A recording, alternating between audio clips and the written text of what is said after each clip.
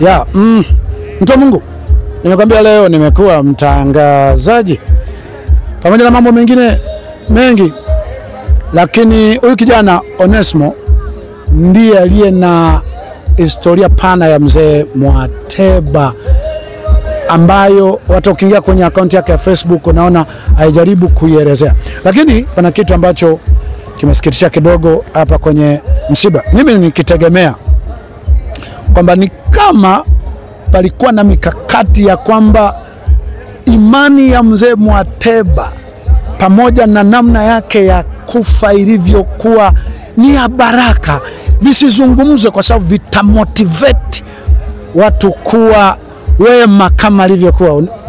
Yani wenyewe wanaweza wakawa hawajasema hivyo, lakini nyie kwa nini atengenezwe mazingira ya imani yake isizungumzwe? Kwa sababu huyu kijana kajaribu kutaka kwanza kuisema ile aliyoiandika kwenye Facebook, kajiriwa haraka sana kwamba masuala ya imani yake hapana.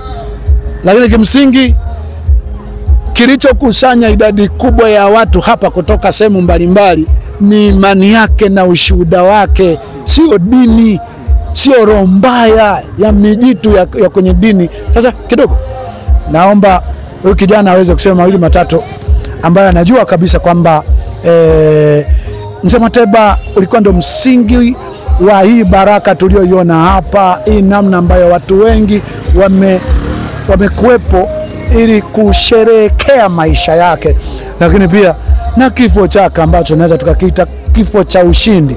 Kwanza chenye umri mkubwa wa miaka 85, lakini mbili alichofia kanisani bila akiwa kwenye maombi bila tatizo lile la kwamba kaumwa sana. Hebu eleza maisha yake na mpaka kifo chake kwa ufupi.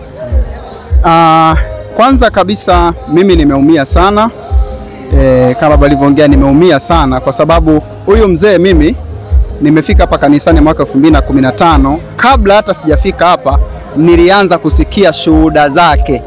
Mimi shuhuda zake ndizo zilizonishawishi mimi kwanza kuabudu hapa, lakini nimeshangazwa kwamba shuhuda hizo zisisemwe. Nimeshangaa sana. Lakini pia sikushangaa sana kutokana na kwamba pia ni kama nilitabiri kwamba angekuwa hivyo. Kwa sababu mzee Mwateba uzuri siri zake nyingi mimi ninazo, kwa kuwa alikuwa ni mtu mmoja ambaye anakuwa muwazi wa maisha yake kwa mtu anayemuona ni mtu sahihi. Kwa hiyo mimi nimekaa ili kanisa kabla sijahama hapa nilipo palikuwa na migogoro. Mimi ili kanisa pia nimewahi kuchukuliwa kama adui na nafahamika hivyo mpaka sasa. Na nimepata shida sana hata kusalimiana na baadhi ya watumishi kwa sababu tunaogopana mpaka sasa, kwa kuwa mimi nilitafsirika kama mvurugaji wa ili kanisa, kwa sababu baada ya kuona ili kanisa mbona kuna watumishi wa Mungu wako wazuri humu, lakini yani hawapewi kipaumbele sana, zaidi wanaundiwa mazengwe kama ni watu ambao tunatakiwa tuwakwepe. Lakini ukifuatilia kwa akili ya kawaida unaanza kudadisi, hivi kwa nini huyu mtu wanamsema kwa mabaya haya ambayo mimi siyaoni? Na mimi naona kabisa hayo mambo anayosimamia ndio sahihi. Na kipindi hicho mimi nilipoamua kujiondoa baada ya kuona kwamba siwezi kukaa katika kundi la watu wanafiki kiwango hiki, basi kuna vijana ambao tulikuwa ili kanisa. Ukizungumzia tu wokovu wa ili kanisa, nadhani pia sisi vijana kama sisi unavyozungumzia kina Onesmo, akina Lugano wanatujua wote, huko akina Gwakisa wanatujua namna ili imani tulivyotembea nao. Tulikuwa natoka Buliambo ambako ni mbali sana kuja kuabudu hapa. Lakini sasa tuliamua, tukaona watu hawa mbona ni watu ambao wenyewe hawaelewani. Ilibidi tuanze kudadisi ni vitu gani vinavyopelekea wasielewane. Tukaona vitu hivyo ni vya kibiblia kabisa. Basi mimi nilivyojitoa ibidi nije kwa ndugu zangu kwamba jamani, hapa tulipo hapa tunaonekana tuko moto sasa hivi, lakini kwa namna rohoni hatuelewani hivi tunaenda kufa. Tunahitaji kuondoka mahali hapa. Kwa nilivyowahamisha wale watu, kwa kuwa ndo likuwa ni kama ndo vijana tegemezi wa kanisa hili, basi niliingia kwenye uadui mkubwa. Nilipokea simu ambazo sitaki nilieleze hapa kwa kuwa siwachukii watu hao mpaka sasa hivi. Nikaonekana mimi Onesmo ni mvurugaji wa hili kanisa. Ndio picha ambayo ninayo hapa. Wachungaji wengi wananijua hivyo kwamba Onesmo ni mtu wa vurugu kwenye hili kanisa, ameliharibu hili kanisa. Lakini ukiangalia nimeharibu nini? Hivi ninavyoendelea wokovu hapa nilipo, nani aliyebaki kwenye kanisa kijana ambaye ana ushuhuda kama mimi, ambaye ukimwangalia kabisa, ukiangalia unajua kabisa kwamba huyu anatumaini mbele kati ya waliobaki na mimi? Basi unakuja kugundua kwamba watu hawa pengine Mungu tu awasaidie. Mimi ni washauri kitu kimoja, wa Pentekosti, wachungaji wa Kipentekosti, acheni wivu. Ukiona kama kuna mtu anafanya jambo ambalo ni sahihi, hata kama wewe uliwezi, mpongeze. Mzee Mwateba, mimi nimeelezea maisha yake kwa sababu hata kipindi kile nilivyoweka ushuhuda wake mtandaoni, nikawa nimesikia taarifa mbaya sana kwamba Onesmo kampeleka mzee huyu Freemason, wamehamia kanisa la Mwakipesile la Freemason. Ndio mambo ambayo, na alikuwa adui mkubwa sana mchungaji Mbarikiwa Mwakipesile kwenye ile kanisa. Na hata leo tunashukuru Mungu tulivyopata hii nafasi hata kuongea maneno mawili matatu, kwa sababu walikuwa hataki tuongee lolote. Ndio maana ilizuiliwa historia ya Mwateba isiseme, kwa sababu walijua Mwateba ni mtu ambaye yuko anaenda sawa na mtu ambaye yupo kwenye usahihi. Ndio mchungaji pekee ambaye hata kipindi mchungaji Mbarikiwa Mwakipesile alivyokuwa gerezani aliomba sana, tuliomba naye sana hapa, alikuwa anaomba kwa kulia, kitu ambacho nisingekitegemea kwa wachungaji wengine. Nikasema mbona wachungaji kwenye hili kanisa wengine wanamchukia Mwakipesile? Mbona huyu mzee mbona yeye ndo anafurahia? Nikasema mzee, hivi ndo vinamfanya wamchukie wenzake. Sasa ukiangalia ni vitu vya haki kabisa. Yaani kweli kwa mzee kama Mwateba isizungumzie historia yake ya imani. Yani imenishangaza sana. Historia ya imani. Lakini pengine ndio. Hebu kwa ufupi tu. Ndio. Mzee Mwateba alikuwa wa aina gani? Alikuwa na imani ya aina gani? Watu waweze kujua. Asante. Mzee Mwateba, kwa mtu yote kumjua, alikuwa ni mtu wa maombi sana. Yaani ukikutana na Mwateba hata pale barabarani atakuombea. Yaani lazima akuombee. Maombi kukuambia juu ya vita ya kiroho tunaoenda kupambana nayo, sijui ya mpinga Kristo, yalikuwa ndo maisha yake. Mtu yote anayemjua Mwateba, awe mahali popote, alikuwa ni mtu wa kufunga na kuomba sana. Anafunga na kuomba, ndio maisha yake ambao kila mtu alikuwa anajua. Mwateba mkiona mahali popote, lazima akuonye jambo, lazima akuonye kwamba mwanangu, kitu hiki na hiki na hiki kifanye hivi ili uingie mbinguni. Ndio zilikuwa stori zake. Yaani muda wote mtu yote anayemjua Mwateba atakushuhudia hivyo. Na wengine mpaka walikuwa wanamchukia kwamba huyu mzee anatuombea anaomba sana, mpaka ikawa kwazo. Kwa mimi namjua kwa sifa hiyo. Lingine ambao ninamjua huyu mzee, misimamo yake mingine. Hasa ambao niliona msimamo ambao alitofautiana sana na hili kanisa ambalo mpaka sasa hivi wameishia kwa namna hii. Swala la sadaka ni moja ya vita ambayo ilikuwa kubwa, kwa sababu yeye mafundisho yake anasema kwamba sadaka ile tunayoitoa kanisani ya kawaida ni mali ya kanisa. Haruhusi mchungaji kuitumia, labda kama kanisa lenyewe litaamua kwa hiari yao kumpa, lakini ile kibiblia sio ya kwake. Inatakiwa itumike kwa manufaa ya wote. Ndio. Na akawa anasema kwamba fungu la 10 na shukrani malimbuko, hizo ndo sadaka anazotakiwa zitumie mchungaji. Lakini pia alikuwa anasisitiza hata fungu la 10 lenyewe mchungaji atakiwa kula lote. Pia anahitaji akaona watoto yatima, ndio ilikuwa misamo yake. Sasa hii alikuwa haelewani na wenzake. Nakumbuka kuna mgogoro, akaniambia kabisa kwamba askofu fulani mimi Onesmo yule hautaniona kushirikiana naye tena, kwa kuwa nilazimisha kula sadaka ambayo Mungu alinikataza kwamba hiyo si stahili, ni mali ya kanisa. Basi walitofautiana, ninayajua mengi hasa, sitaki nitaje majina, lakini ni mambo ambayo nilikuwa ninayajua, alikuwa chini ya carpet ambayo alikuwa anafanya watu tofautiana na huyu mzee. Pengine wewe kitu ambacho unaweza ukawa unahisi kimekuwa sababu kabisa mamlaka za kidini zizuie historia, yani uliposoma wasifu wake imesomwa alipozaliwa, aliposoma mpaka darasa la 3, ikaja kuruka alivyooa, watoto aliozaa, muda aliofariki, sio namna aliofariki. Yani muda aliofariki, sio namna hata aliofariki, kwa sababu namna tu aliofariki ina indicate, inaonyesha kitu cha kwamba mtu huyu alikuwa na agano fulani na Mungu, amechukuliwa kwa namna yenye heshima kidogo. Lakini wewe, kabla hujajibu hilo la mwisho, mzee Mwateba alifariki kwa namna gani? Kwa namna ulivyopewa taarifa hapa.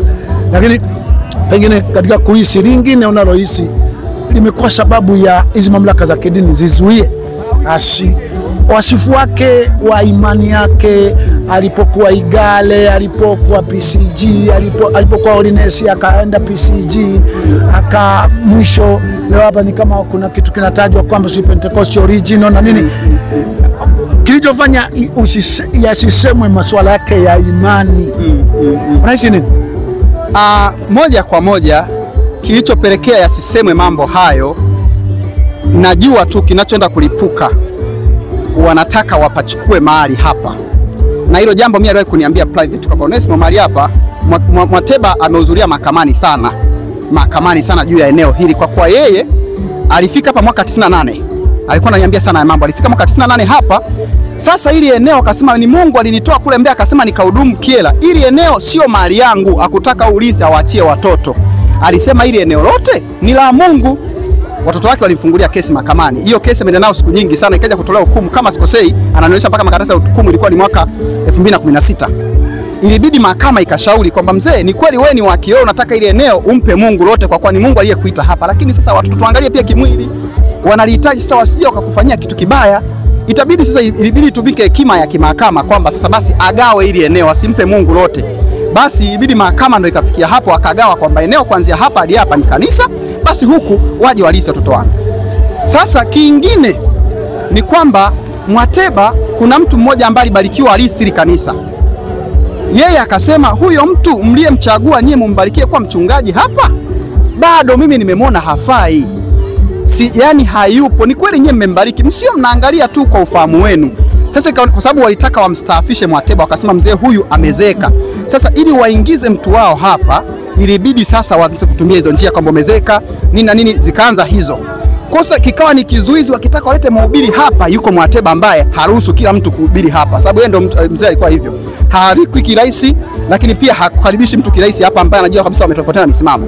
Kwa akaona hii kizuizi kikiondoke sasa, itabidi labda yeye haondoke, tutakayemweka sasa tumpandikize huyo ndo atakaye kuwa akifuata ya kwetu. Kwa najua kilichopelekea hii story ibanwe sana isisemwe, ili sasa yatakapokuwa yanatekelezwa yale ambayo alikuwa nayo moyoni kwamba waje wapamiliki mahali hapa, kwamba yule mbaya wao aliyekuwa kizuizi hapa ameondoka. Kwa usikumbushie yale tena, kwa kuwa utainua hisia za watu na utawafungua ili waanze kujua nini kitaendelea baada ya hapo. Kwenye dini elimu ni afadhali mtu akutane na nyoka na au shetani mwenyewe, lakini sio watu wa dini.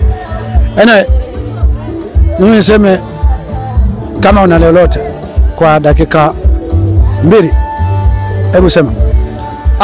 Kitu ambacho naweza nikaongea kwa dakika 2 kwamba wachungaji, maaskofu, acheni chuki, lakini pendeni sana kuambiwa ukweli. Mwateba alikuwa ni mtu ambaye haogopi kumwambia mtu ukweli, ndio kitu ambacho pia kilikuwa ni na uadui. Yani yeye kama ni askofu, utahubiri vizuri, siku hiyo ukimaliza kuhubiri na kuita pembeni kukosoa mambo ambayo ulifanya vibaya. Ndio maisha, ndio kitu ambacho sasa wakawa naona kama vile kama atudhalau, yani sisi ni wakubwa kwake kicheo. Sasa yeye anatukosoa kama nani, siangetufuata. Sasa Mwateba na kwamba mimi nafuata ile anaoniambia Mungu, ili jambo kama umekosea tu. Kwa hiyo unavyoambia ukweli, unapenda unapenda kuambia ukweli. Niwaambie tu kwamba wakole tuache unafiki, usimchukie mtu anayekwambia ukweli, kwa kuwa huyo ndiye anayekupenda. Daktari kabisa anayekupenda hata ogopa maumivu nao yahisi na kelele unazozipiga navyo ukamua jipu. Ni kweli utamchukia mahali pale, lakini mwisho wa siku utakuja kumpenda huyo mtu. Nadhani kwa ufupi mimi ningeongea tu haya. Asante sana. Bila shaka Mungu amekubariki sana kwa mambo mengi ambayo tumeendelea nayo hapa kwenye msiba wa mzee Mwateba. Yote katika yote hivi vitu vingine wachukue viweje. Mimi nataka hata wala pasiwe na mgogoro wa aina yoyote. Swala tu ni kwamba mtu wa Mungu kamaliza kwa sehemu kubwa, naweza kusema katika Bwana amekuwa mwaminifu hata kufa. Wengine wakihangaika na matakataka, sui makanisa, sui majengo, sui nini, wahangaike navyo, lakini kimsingi yeye kamaliza katika Bwana, amekuwa mwaminifu hata kufa. Amen. Moto kabisa, moto wa Elia, ubatizo wa moto. Yesu alisema Injili ya mizeituni miwili ambayo inaandikwa kwamba kila anayetaka kuwaua watu hao, moto utoka kwenye vinywa vyao na kuwala hao adui zao.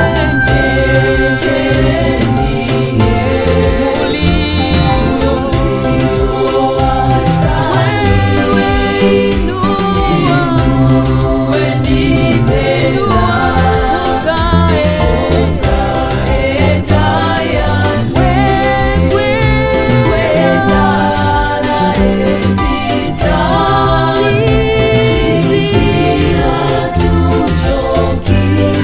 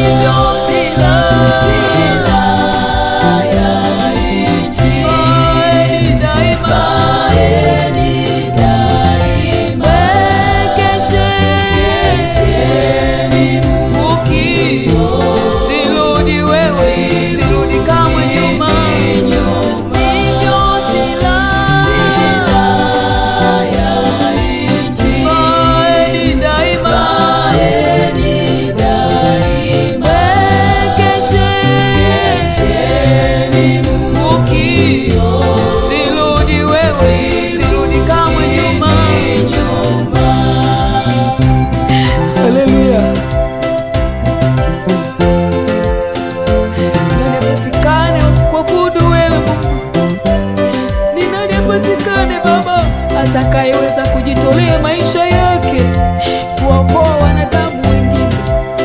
Nisaidie nami tena Baba Jehova. Wengi wamependa ulimwengu Jehova, wameacha kusudi lako na kushika vitu vingine Baba. Nipe neema yako mimi tena Baba, nipe neema yako Rabi, niwezeshe, nipe kusimama tena Baba. Wanaume na wanawake, vita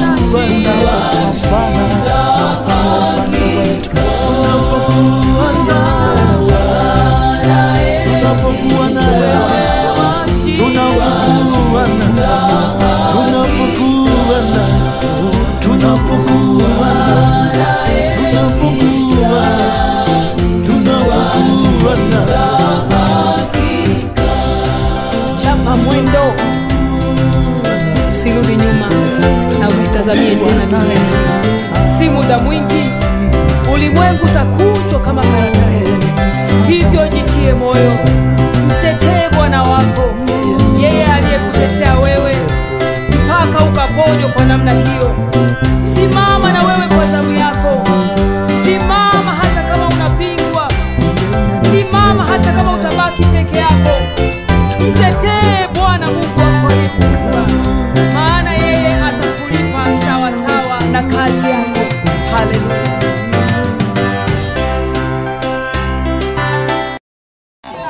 Alafu wala tusiruwa likwenda na kumuunjira likuja. Aba paki uwanja muna likuja ngunu ilopa ya bandu. Wamepaka damu, wanasema nakunywa damu za watu. Bado vijana wanasema kaka wedaka. Wanatembea nazo barabarani kwamba tunakunywa damu za watu na watu wananywewa damu. Alafu Yesu namtekea sirini kanisani kwenu, mtekee hadharani. Mwenye kucheka cheki, mwenye kudharau dharau, lakini piga kelele, waambie watu jehanamu inakuja. Piga kelele, waambie hukumu inakuja. Piga kelele, waambie Mungu ndiye aliyekuumba na hata sasa na kuhitaji. Haleluya.